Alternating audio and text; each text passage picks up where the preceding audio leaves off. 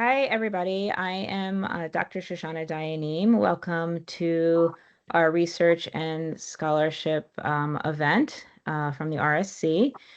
We are happy to welcome Dr. Jonathan Mike tonight, who is going to, without a doubt, give an interesting talk on the missing link, turning evidence-based research into real-world impact. Dr. Jonathan Mike is a professor of exercise and sports science here at Keiser University and an internationally recognized speaker, educator, and performance consultant. With a PhD in exercise and sports science from the University of New Mexico, he brings over 22 years of experience in coaching, research, and academic instruction.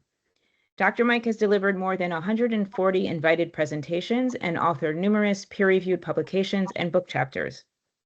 His expertise includes sports performance, sports nutrition, eccentric training, and applied biomechanics. We are really pleased to welcome you. And for all of you who would like to receive certificates at the end, I will post a link that you can complete. I will give you a code as well at the end. I will tell you what you need to answer correctly when we get at the end of this presentation. And all right, you can take it from here. Thank awesome. you. Yeah, thanks for inviting me on to the RSC or Keiser. Thanks to Dean Peluso and Shoshana for helping to set this up. Again, it's awesome to talk about these types of things, and this is going to be a little bit different talk than probably what you're maybe certainly used to. But again, it's highly relevant and it's highly practical. Before we get started, feel free. I will ask you guys some questions to kind of make it a little bit more interactive. Feel free to put in the chat, where you're from, where you're listening from, and all that. And I will have some questions. Again, you can talk out loud or just feel free to put your answers in the chat. So I like to make things as much as interactive as possible. So again, thanks so much for having me. We have oh, you're in Atlanta. Awesome. That's a great place. They have awesome food there for sure. I've been to Buckhead, several times, in that area. It's pretty awesome.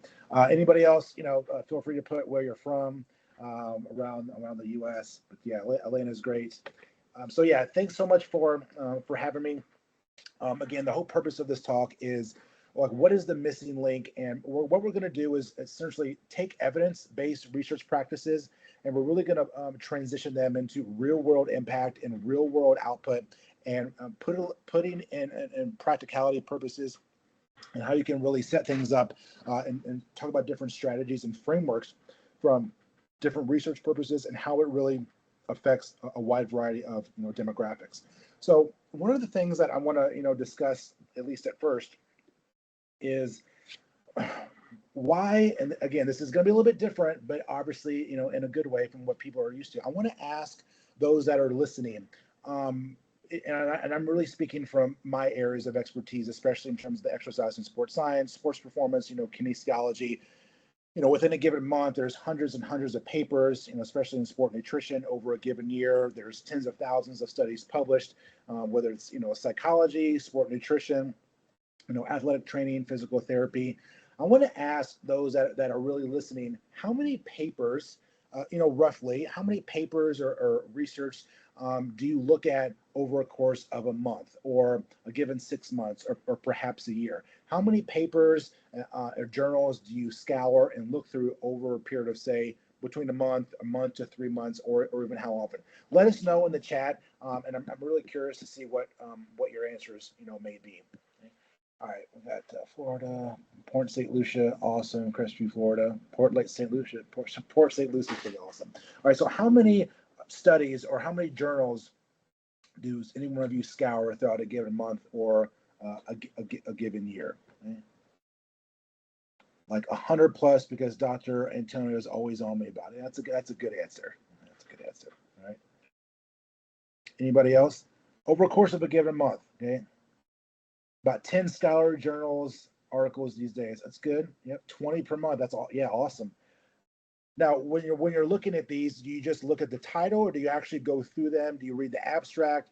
Do you go through the whole thing, look the discussion section?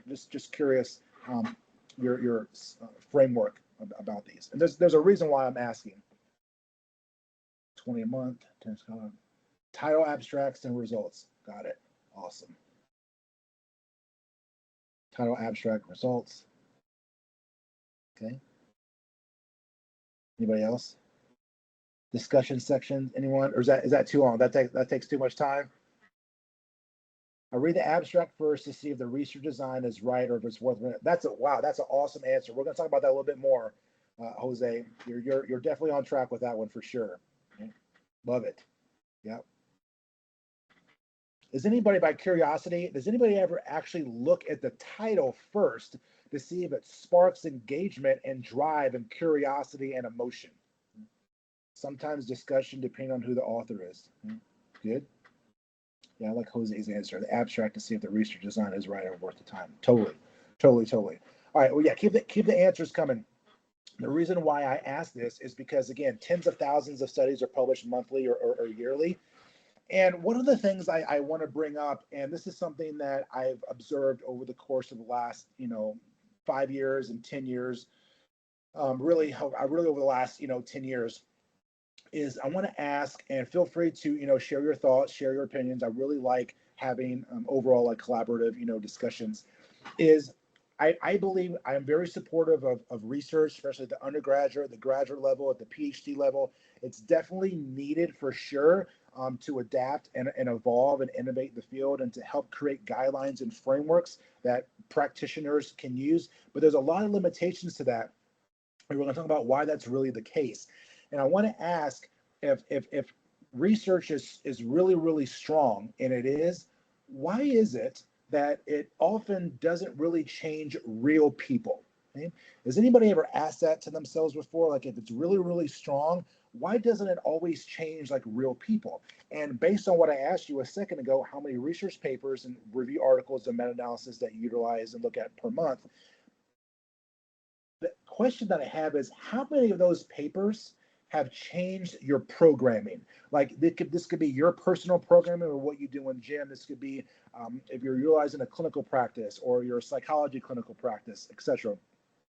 How many of those papers have changed your programming attitude, and how many of those have you adopted personally and professionally into your own, programming into your own results? Okay? I love looking at I love looking at the chat. I love it. I feel like I'm on like a live podcast and everyone just putting their stuff through. Okay, see, especially with steroids. Yeah. Well, Instagram often pulls me in, and then I go look up the after study. That's a good one. Yep. I like to think that statistical significance may not matter if it does not make any sense practically. I love it, but they do act as great guidelines. Absolutely. Okay, that's good stuff. Right. So again, thousands of studies, but how many of those actually change real behavior? And how many of those can you take and start utilizing it like Monday morning, at 9 a.m. or a group of individuals that you work with? So we often hear the term, like knowledge is power. And I agree with that to a certain degree. I would extend that even a lot further and talk about knowledge. Just because you have knowledge, it doesn't automatically lend itself to just true application and implementation. Okay. Knowledge plus application and execution is where the secret and sweet sauce is. Okay, so we're going to keep that in mind. Okay, because and I also want to ask, where do you think science actually gets lost? And this is where we're going to transition over to the upcoming slides, and I think it's going to be a pretty interactive, session to say the least. So let's talk about what the translation gap is, and what I tend to call like the core central problems of what we're really talking about. Again, I want to ask those in the chat and those listening, and it's rather subjective, and that's okay. I'm not looking for a right or wrong answer. I'm just looking for overall discussion and collective engagement. Where do you think science gets lost? Okay, and keep that in mind, because if you can see on the slide, the traditional gap and historically of how things really happen is someone has a research question, you create a hypothesis, you do pilot data, collect pilot, studies, and utilize a smaller, population, if you will. You publish that data, and then you go present it, and then you try and you attempt to put things, into practice. The real question is, none of that stuff is wrong, by the way. That's historically what happens, and it's an overall good process. But what really happens on the back end is what I call like a series of kind of broken chain reactions. And what we're going to do is I'm going to talk about some of the four biggest issues or pillars that I see what really corresponds to the translation gap. Okay? Now, what does the chat say? Okay, I like to discuss the force for acting. Rarely there is a missing link. Okay. So again, historically, there's the publication process. You create a hypothesis. You do pilot data, and sometimes you can create an abstract or present on that information as you're going through the publication process, and then you submit your studies. You have to wait weeks or months for that publication to come out in a specific journal. You go present on that information. You try to put things into practice. And then what really happens after that is really where in my professional assessment, some of the major gaps, really are in the translation gaps and where the core central problem is. And so we're going to talk about some of the four main pillars that I see with this type of utilization. And one of them, again, they're not in any particular order. One of them is really going to be the language complexity issue. Now, language could be, what I mean here is like why evidence gets lost before it often begins. Has anybody ever thought about that? Like, we had somebody in the chat say, like, I typically read the headline or the abstract, and then I ask myself, well, is it really worth my time? Okay, why does evidence get lost before it even really begins, or is that a totally separate issue or totally separate question? And so think about that as we go through. And what we're talking about is more the language complexity issue here. And this is not so much the specific words that people use in those research articles. It can often be within the statistical method section as well. So for example, statistical language often really communicates confidence or levels of confidence. Is it greater or less than 0.05? Is it 95% confidence intervals? Again, I'm not saying those things are wrong, but there's certain languages and certain ways of writing that you have to utilize. However, those things often communicate confidence, not actual direct action. Okay? So that's a translation gap and a central core problem. And another example is during the introduction sections or the discussion sections. The introduction section often utilizes and talks about mechanisms that are described early, or what happens, or what the purpose of the article is, etc. But what it does not do, or it doesn't really address that it should, is what are the coaching decisions, okay? So mechanisms are addressed early, like introduction sections or discussion sections, but not coaching decisions. Okay? So again, these papers tell us why something works, or maybe how something works, but it doesn't really do the job of what can people start doing Monday morning at 9 a.m. when they have a group of baseball athletes or field hockey athletes, and they are trying to really apply and implement these types of matters.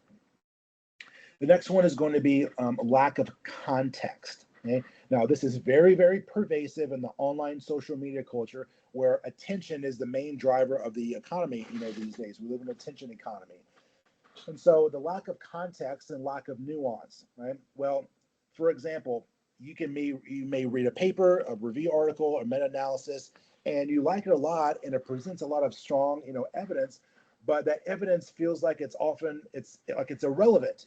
For example, it's irrelevant to the target audience. It's irrelevant to specific types of populations.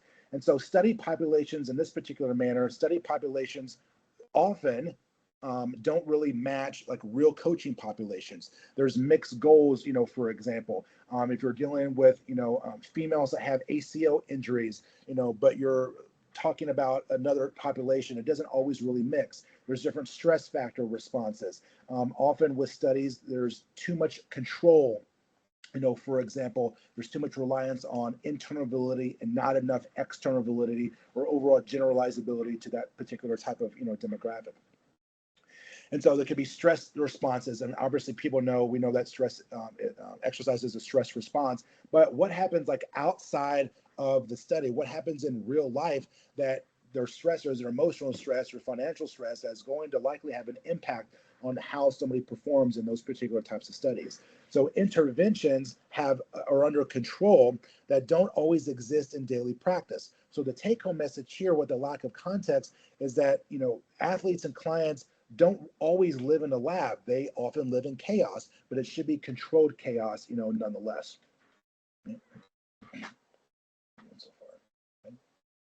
Let's go back to the chat. Okay, science gets lost when money, fame, likes, and views get involved, at least in my experience. Weight cut specialists in MMA are an excellent example. Yeah, I would totally agree with that, Jose. When money, fame, and likes and views, get involved. Yeah, MMA is certainly fairly notorious, for that. Yeah, thanks for sharing. Dean says, I think there's also an access issue. The info is in journals behind a paywall or limited access database. Yeah, that's a great point too. I can't tell you how many times in the past that someone's trying to get like a free copy of like the PDF, and then you have to go to 2 other windows to pay $54, like $99 to pay for the actual free article. It's a little bit of annoying to say the least. Okay? So yeah, great points in the chat. Please keep it coming.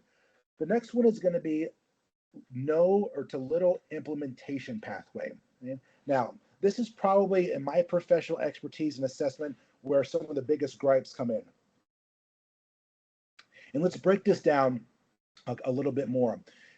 This is probably the start, at least, of why research often stops at understanding. Okay? It stops at understanding, and there's little to no implementation, pathway. So, for example, historically, even currently, research often rewards, how would I say this, explanation. Okay, so research often rewards explanation, not so much on like instructional design or instructional, design, for example. So, in other words, we've gotten better as a whole, especially in the exercise science, sports performance community. But historically, it's been very low, but we have gotten better. There's still a lack of studies utilizing like progressive models. And the ones that I see, at least, are progressive models from, say, like a statistical perspective, like a numbers game.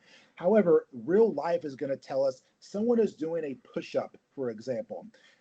What are the logical progressions and challenges that individual can do to challenge that exercise or increase the intensity of that exercise just from doing a push-up? Well, you can decrease your hand position. You can increase, the height, for example. You can do clap push-ups. You can do, alternating leg. You can put chains around your waist. You can put a weighted vest on. You can use band oscillations, etc. There's different methods and tactics that you can use to challenge any given type of movement, right? So you can say this about a lot of different things. The next one will be like, for example, coaching cues. I'll mention coaching cues in a few minutes as it comes back around to what I call like the real translational, gap, for example, and decision-making types of pathways. So again, research often rewards explanation, not immediate action, okay, and thus no implementation type of pathway. Okay? A lot of studies need to do a better job on progression models, especially when it comes to exercises and movements and coaching cues, and how to really customize and individualize those methods to different types of populations. Okay? So again, I think again, from my professional assessment, and I would really like to hear what others may have to say, in the chat. I think historically, one of the factors why this is the case is because researchers are not trained as, like, say, lifestyle or behavioral change designers. Okay, they're trained to formulate a question, create a hypothesis, do data collection, publish that, and the cycle repeats. Again, nothing wrong with that process, but nowadays people want immediate action. They want to be able to take this and immediately apply it to themselves, their practice, their different types of clients, populations, athletes, etc. That's what people really need and want. There's so much, quote, information, but there's a lack of true implementation and execution. So traditionally, again, researchers aren't trained as lifestyle or behavioral change designers, and they're certainly not trained on the coaching or coaching communication aspect, as well. The other thing that I see, alluded to this a second ago, is that a lot of journals, depending on what the journal is and the name of the journal and the types of articles that get published, typically focus more on external validity without practical usability and capability and capacity. Okay, to me, my assessment, that's what we're really missing here. Okay? And I'm going to give you an example of how this can be utilized in the real world here coming up. Let's check out the chat. Okay, it's lost. Okay, great, awesome. Okay. All right, the next one is going to be competing industry narratives. All right, this is an interesting one. Again, we live in an attention-based economy, and attention-based economy often beats accuracy. Okay, so for example, you're competing on narratives that are utilizing simplified messaging, and that often really competes with the nuanced science, especially on social media. So for example, if someone is utilizing simple language that people can relate to, they can connect with, and they can captivate that audience with, they will be more geared towards listening to that person despite them not knowing the true underlying mechanisms of science and not really understanding how the nuances and context like actually work. At the same time, you have conflicting experts. Somebody says A, B, and C, and the next person says X, Y, and Z, and none of those types of individuals are willing to really adopt certain frameworks, and they're not willing to adopt and change their perspective based on new evidence. And this, of course, goes back to cognitive bias, cognitive dissonance, and even cognitive overload, for example. Okay? So again, another question I would ask is how many papers have you read fully? But here's what I really want to ask. What do you think is harder to do or implement? Is it harder knowing, or is it harder applying? What do you think? Let's talk about it in the chat and see what you have to say.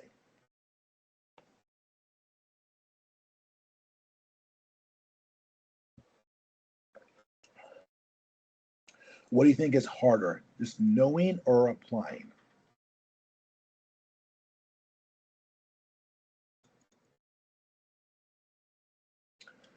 Okay, Sheila says applying for sure. Applying, yep.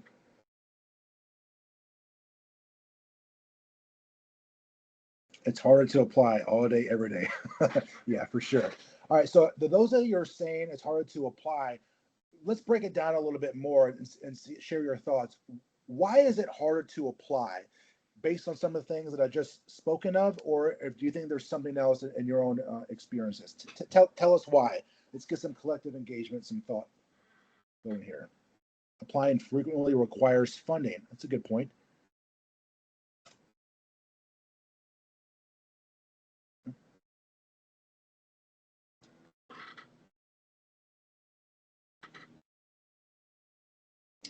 All right, Sarah, when you say applying frequently requires funding, could you provide a little bit more detail about that, or maybe provide an example that you've experienced?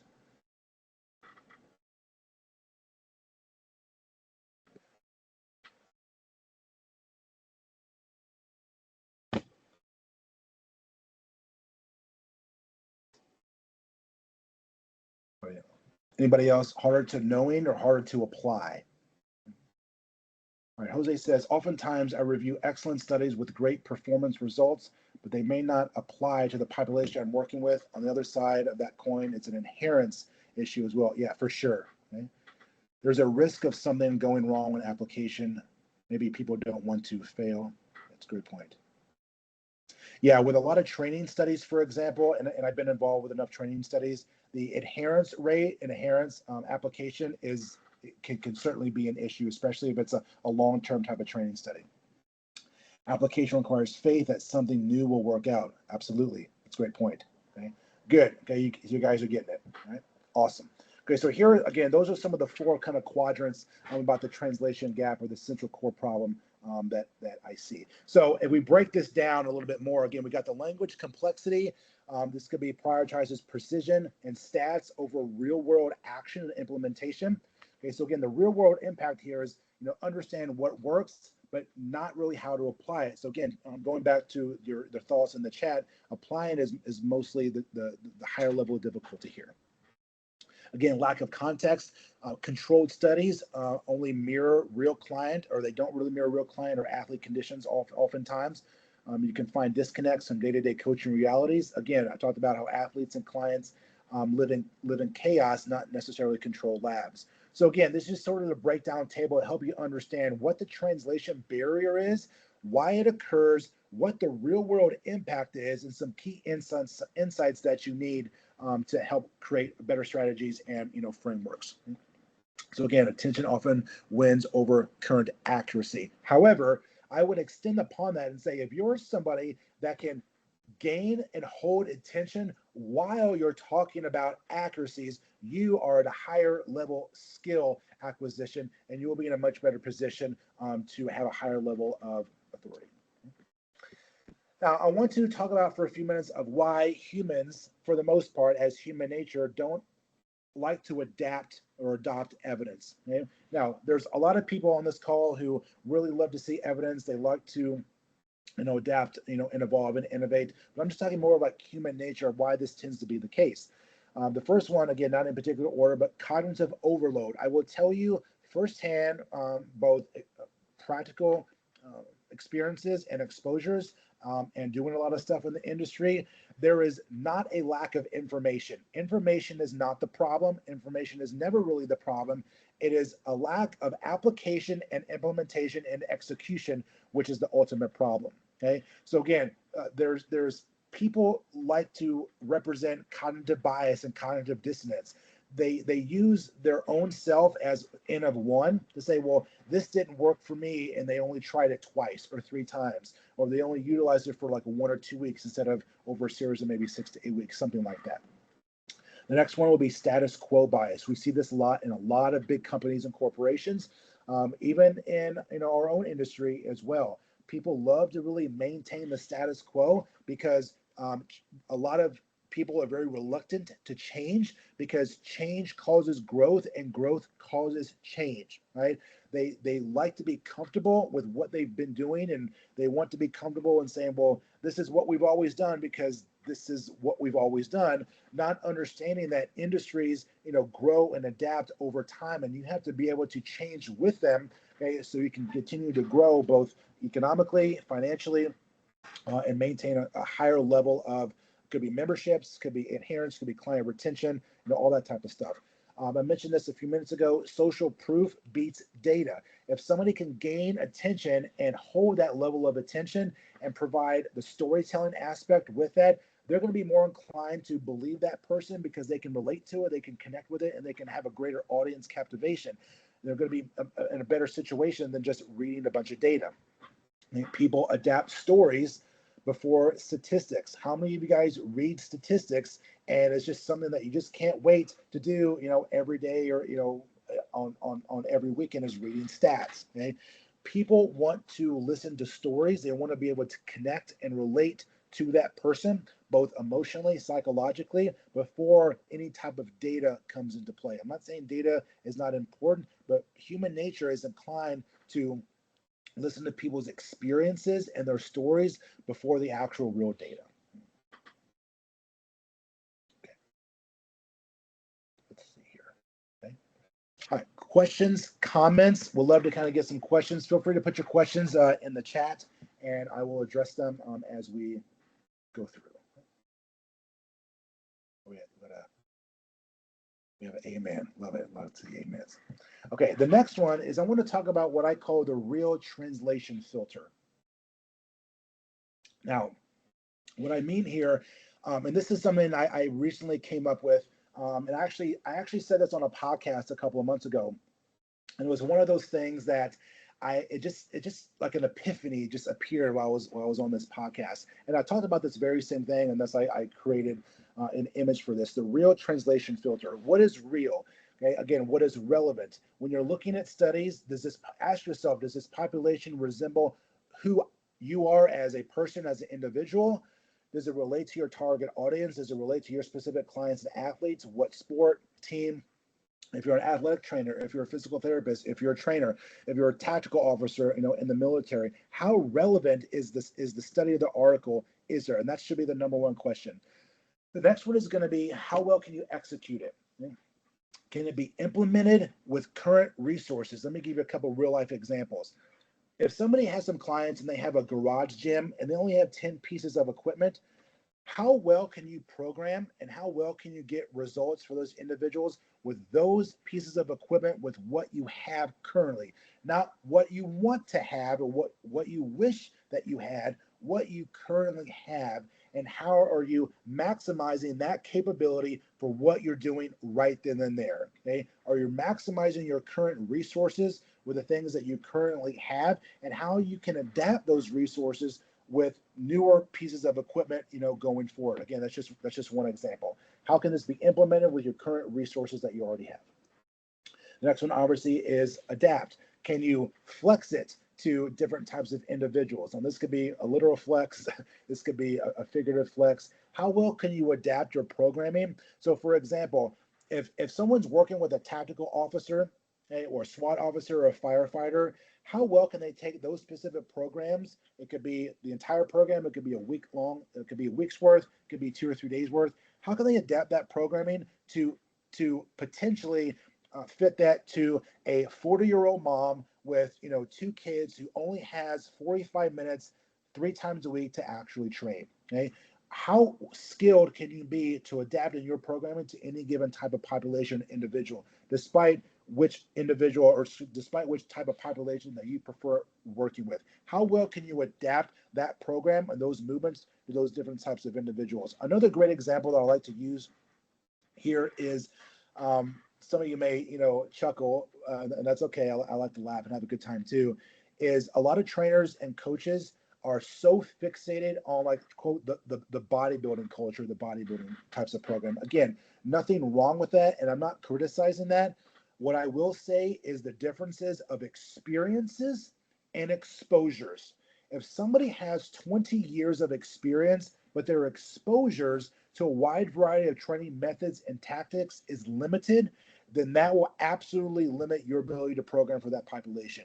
If all you know is just straight bodybuilding, then that's all you're going to be able to really program for your specific people. Again, I'm not criticizing that specific sector because it's still popular, but how well can you adapt that program into different types of populations? If your experience is high, but your exposure is low, you're going to be very limited in your capability. However, if your experience is high and your exposure is always high, you have a much better ability to adapt and evolve over time because you have a higher level skill set. The last one obviously is long term. Can something be sustained, long term? Most people want cheap, fast, easy, convenient. Drop some food off at the house. They don't want to, cook at their home. Everything is to go. Amazon is going to show up and drop something off within, 10 minutes. Sorry to say, but your body is not Amazon Prime. Okay, it's not going to get achieved your awesome level of physique in 15 minutes or within 24 hours. So again, this is something that I encourage everybody to utilize. If any individual will like this particular slide, please let me know. I'm happy to email that. Okay, Dean says, what are some good ways for researchers to turn their stats into stories? That is an awesome question. I am not currently aware of research articles that are taking their stats and turning it into stories. I would say that because of the access of AI these days, you can certainly take a statistical section and have an AI, prompt to say, take this specific section and turn it into a story that this audience or this journal can relate to and connect with, and just see what comes out. But that's a really great way to take their stats and turn it into a story that is relatable in a very elementary, 5th or 6th grade, type of language. I think that's an awesome idea. I actually think I've never heard of that before. And imagine if a lot of journals in those sections would actually do that. I guarantee you their retention rate and their recruitment rate would be very, very high over the course of a long term. Good. Awesome. Okay, now here is where the secret sauce really gets good. So we're taking the real translator filter, and now we're expanding it a little bit deeper. We're going from research to reality. Now, some of you on this call know that, if you haven't know, I will happily tell you, I was published and featured in the January issue last month in the Costco Connection magazine. And if you just click on the Costco Connection January 2026, if you click on that right now, that will take you directly to the link and directly to the article that was actually published. So I put this in here because I think it's pretty awesome. This took me about a year to get from initial communication to print publication. This is a great example of what I'm really talking about, because we're talking about the evidence and we're simplifying it. So let's just watch this video real quick. Okay, basically what we're doing is that we're taking the evidence and we're breaking it down into a very, very simple framework, simple language, simple terms. We are contextualizing it to some images that are very simple to understand. We're implementing these basic resistance training movements, okay? And then the feedback loop, again, ultimately goes into behavioral change, so what people can actually do now. If you look at the video, you can see that the images are very, very easy to utilize or very easy to read. There's a short description, and it's something that people can utilize now, today, tomorrow, next week, okay, and that short type of description. So this is a really great example of taking the evidence and simplifying it into very simple language. You're contextualizing it into real-world implementation with a simple graphic, with a very simple description, okay, and ultimately getting people to take action now, which yields true behavioral change long term. Okay. Yeah, that's pretty cool. Awesome. Okay, good. Thanks so much. Whoops. Shoot. What the hell was that? Did something happen? Yeah, we can't see the PowerPoint anymore. 1 second. That's strange.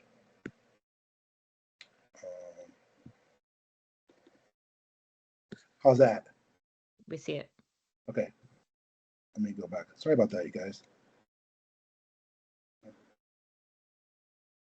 Yeah, you just need to restart your, start from your current side. Okay. How's that, better? Can everybody see this now? Perfect. Okay, Yep. awesome. Yeah, not sure about a little glitch, but no worries.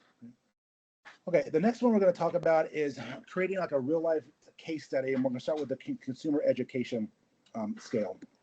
So again, we're taking the research to results. We're taking that simple, sophisticated language of physiology, and we're breaking it down into real life action. So 1 second.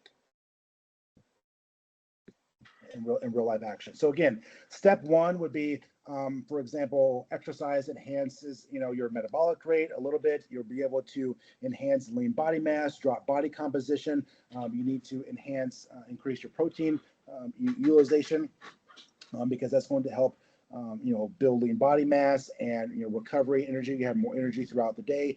And the back end of that, in terms of results, is that somebody will gain more compliance.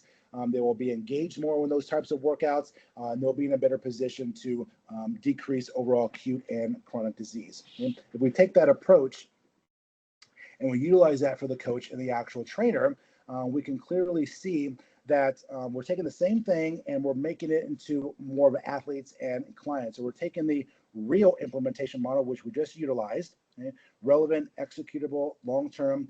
And one of the other things that I want to mention is that we've all been to events, we've all been to conferences that are very research heavy. They utilize a lot of charts, a lot of graphs, and I've been to so many of them, and I speak a lot of them.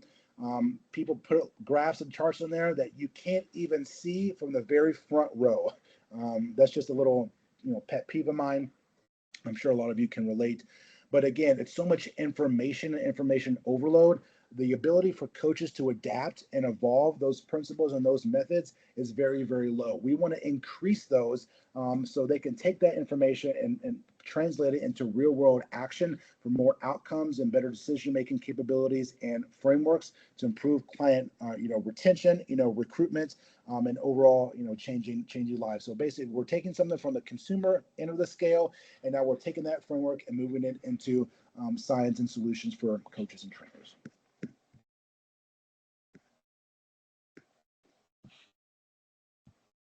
Oops. Okay. All right. Any questions so far? How are we doing so far? Questions, comments? Give us some feedback. All right. The next one I want to talk about is how evidence becomes real world action. So I'm taking, we're getting some practical frameworks so everybody can use these immediately and put these into action. And these are some of the biggest ones that I've seen in my personal and professional experience. And again, no, not in any particular order, but the first one is going to be like, what is the scientific truth? For example, and this is real. This is where the principles come into play. This is where mechanisms of physiology. What does the evidence say? What is the peer review science? What is the overall consensus of a particular type of topic? Okay, so what is the overall scientific truth? And I often have found individuals that have a very difficult time applying and knowing what scientific truth actually is. And moreover than that, oftentimes these same individuals don't really know where to go to find such scientific truth. They think bodybuilding.com is scientific truth. They think, my best friend's buddy's boyfriend who I met at the mall last week said that their friend from the gym says this. Like, they don't really understand where to really go and where to look to find that true scientific, those types of truth and those principles. And so again, that's number one. The second layer is going to be coaching language. And what's interesting, I mentioned this before, is taking language that is sophisticated and breaking it down into simple, actionable, sequential steps and elementary, types of language.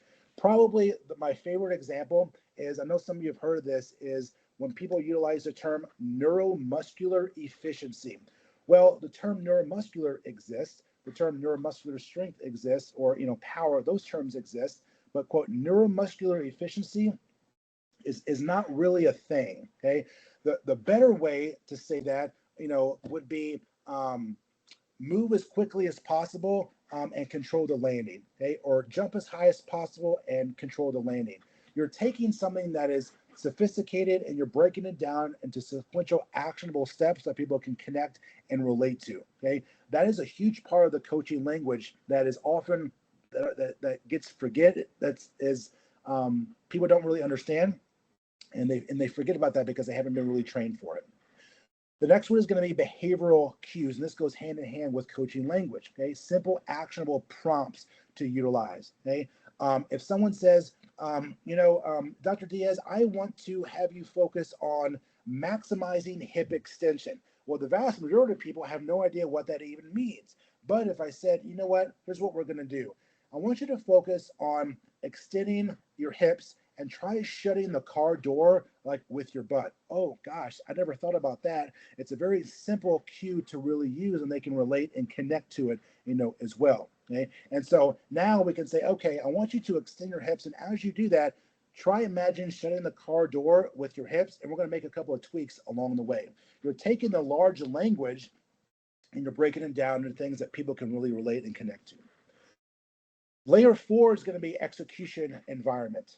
Okay, and this has a couple of different working components. One of those, and I'm going to actually put this in the chat here. Okay. One of those components of execution environment is going to be time. Now, I don't mean the time on your phone or the time on the clock.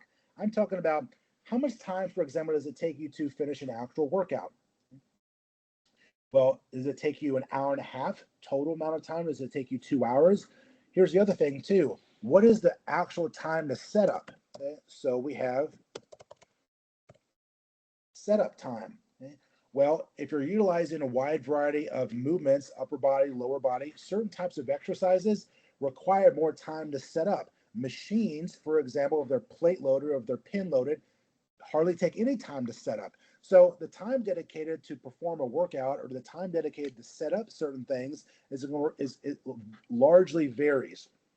So for example, with traditional powerlifters, for example, they may be in the gym for 3 hours and only do 2 exercises because, a lot of them like to rest 5 to 10 minutes, between sets and, have conversations and, scroll through social media. Another example will be strongman competitions. Most people don't know I'm a former strongman competitor. I've done I think 8 contests in the past. I got top 4 for all of those. If you're familiar with how that equipment works, it takes a long time to really set up versus the time to completion of that actual movement. Same thing in the gym. Certain types of equipment take longer to actually set up. Different types of variations take longer to set up. So that's what I mean by time or setup time. The other one is going to be again is going to be equipment. Okay, what types of equipment are you really using? So the time it takes you to complete a total task, the setup time is going to be dictated on the types of equipment that you actually really use. Okay? So again, those are what I mean by execution, environments. And how can you adapt those and evolve those over time? One of the best examples I can provide is how many of you that are listening in train at one particular gym or two different gyms, and then when you go and travel, you have to find another gym, and it's like, oh crap, like they don't have the equipment that I'm used to training in. Like, what do I do? Well, you can do a similar movement, or you can adapt and just vary that training volume or intensity for that particular type of day. Okay? So again, the environment will change drastically, and how you execute that will change to that as well. The fifth layer is going to be feedback and metrics. Okay, what gets measured gets adapted. Okay, and what gets measured often is what is going to drive you to overall change and lifestyle behavioral change. And this is where tracking visual progress really comes into play. We see this a lot with a lot of sophisticated data collection techniques with power metrics, for example, speed metrics, for example. However, there's more that can be simplified with this. If you're working with a traditional general population individual, a female athlete, great metrics to utilize if they want to gain more lean body mass and drop body composition. The scale weight is probably the worst thing that you can utilize, but how much lean body mass have they gained? Are they getting stronger? Do their clothes fit better? Have they lost inches off their waist? Are they eating more protein? Are they tracking their calories?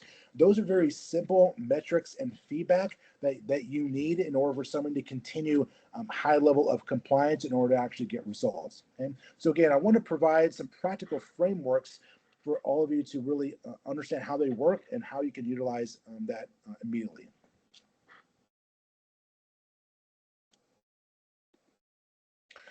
Okay, designing tools so people can actually use. Again, I've utilized all these different types of methods before. If you have me for a course in my time with Keiser so far, which has been awesome, it's very exciting. I have utilized a lot of these different types of tools for my courses.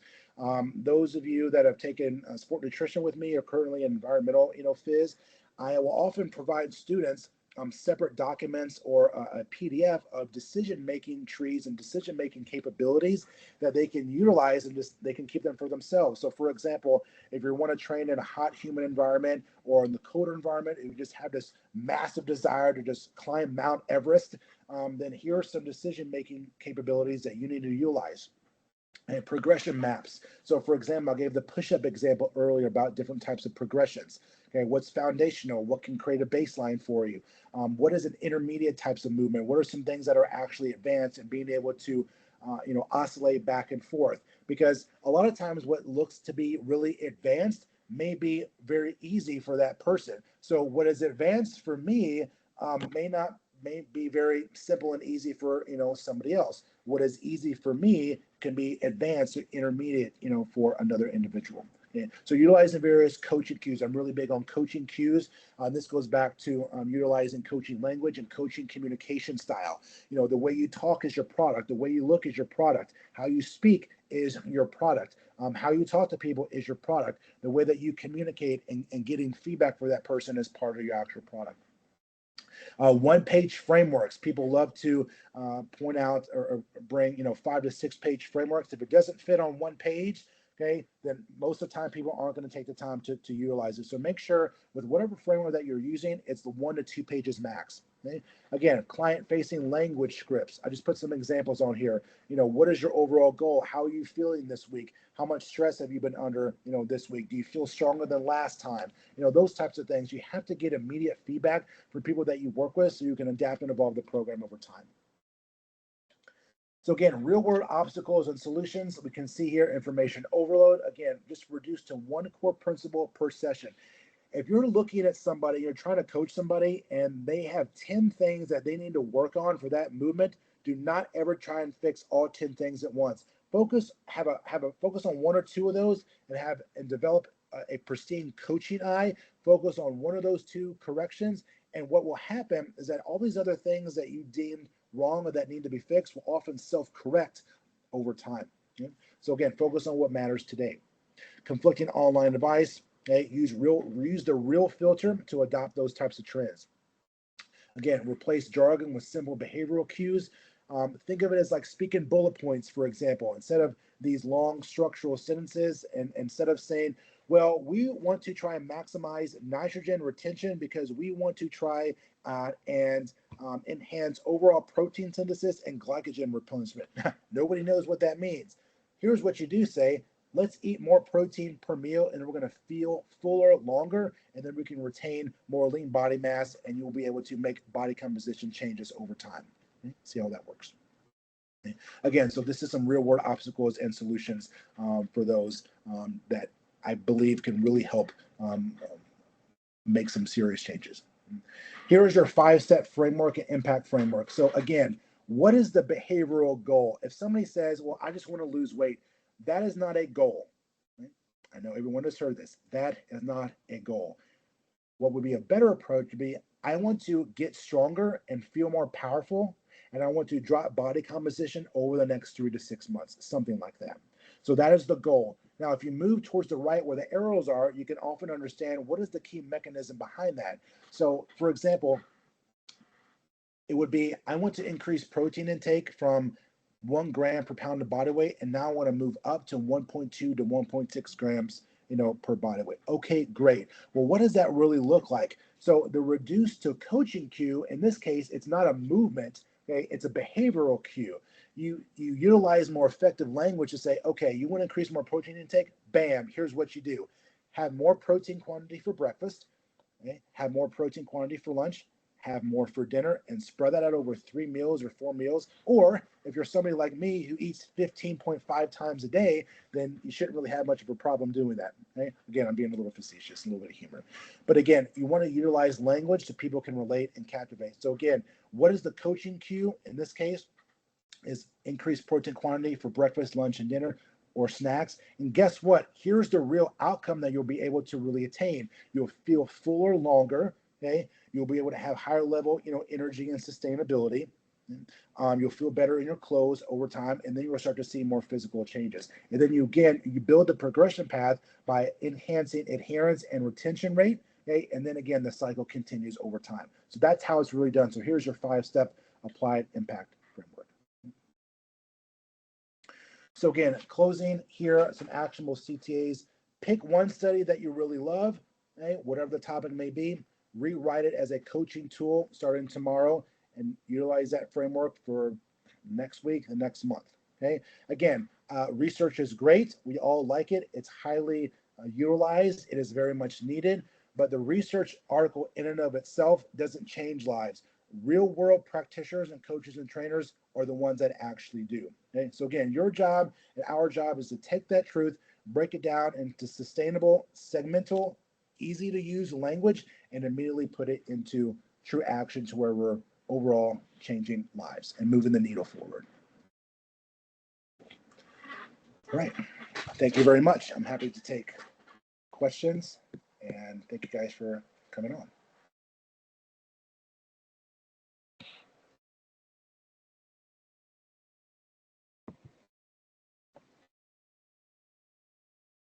Thank you so much.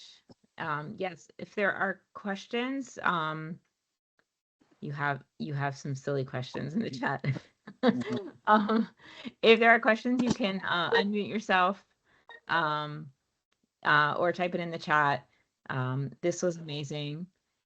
I personally see a lot of what I think people are trying to do with this in Instagram. I mean, outside of the ones who are just trying to sell things. And I wonder, though, a lot of times people are taking it maybe a little too far, and they're stepping away from the research quite a bit to make it more applied.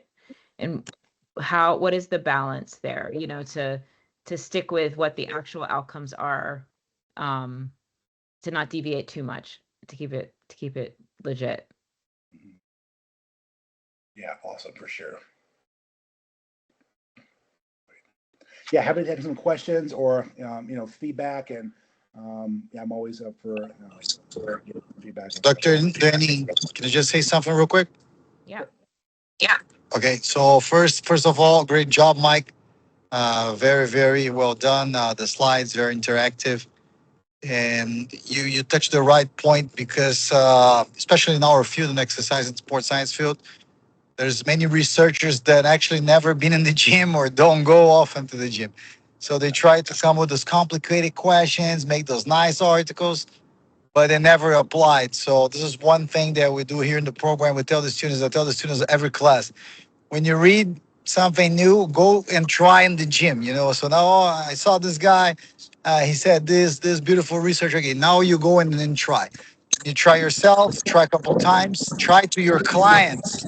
Now you have a better way to come up with a decision and an informed decision, now evidence-based practice, because you not only saw, okay, Dr. Mike did this wonderful research in the core rotation, but how can I use this for my 50-year-old client?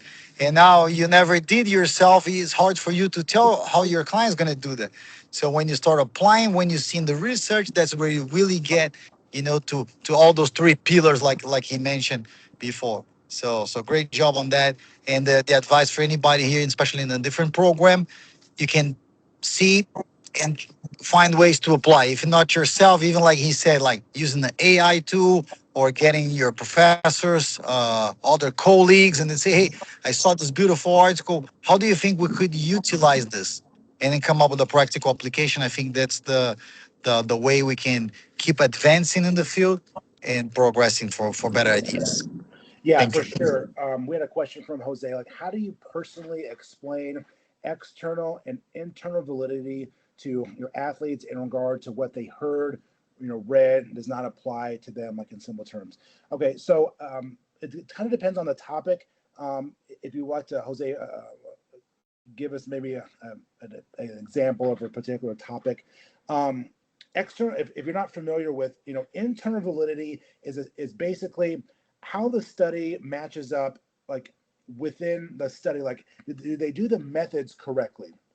What are the procedures? Okay, how is that lined up? That's more like internal validity. How many subjects did they have in the study? Well, everybody should know that the more subjects that you have, the more statistical power that you will have, and you have a better ability to export that to general population or specific target population. External validity is how well can you apply it to a population based on the internal. And what Dr. Diaz was saying is basically like my overall biggest frustration with where we currently are in the field, which is really one of the reasons why I even got a PhD to begin with, is to be more like a hybrid individual, is to have somebody that has real world life experience and training experience and working with a lot of individuals and teams to ask better questions and to have that experience. But now you have the exposures along with that. So it depends on what they're really asking, what the question is. I guess an example would be somebody would ask, okay, well, I heard creatine does A, B, and C. Well, you can ask, okay, well, what did the person or the article specifically say that you have a question with? And then you can go into say, well, okay, here's what you're telling me. However, here's what actually occurs. And you have to break it down in that simple language and make them relate to it and say, okay, here's what actually happens.